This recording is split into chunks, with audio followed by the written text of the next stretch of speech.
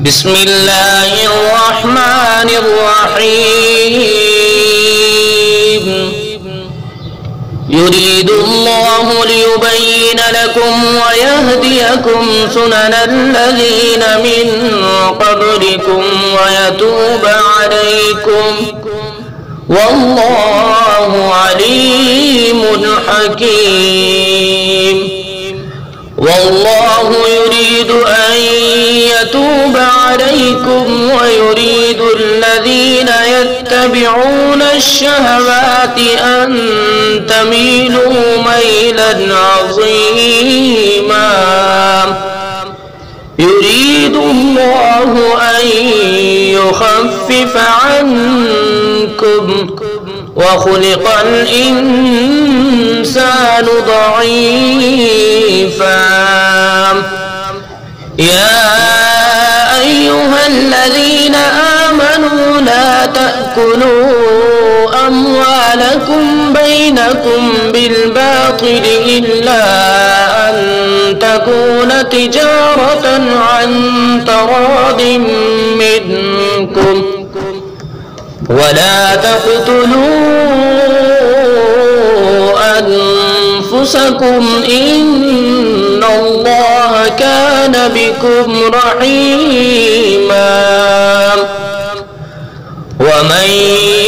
يفعل ذلك عدوانا وظلما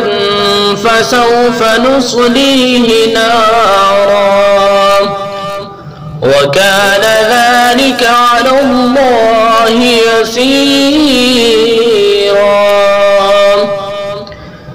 إن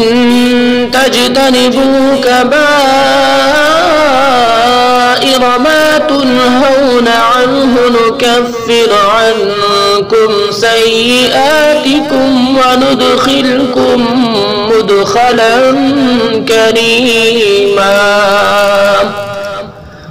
ولا تتمنوا ما فضل الله به بعضكم على بعض للرجال نصيب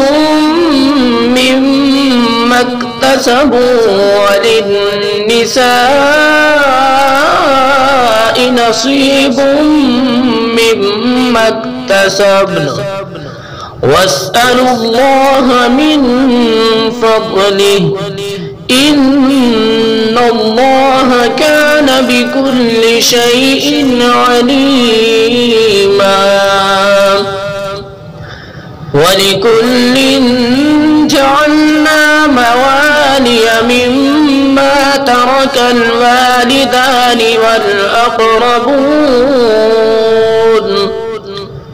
والذين عقدت أيمانكم فآتوهم نصيبهم إن الله كان على كل شيء شهيدا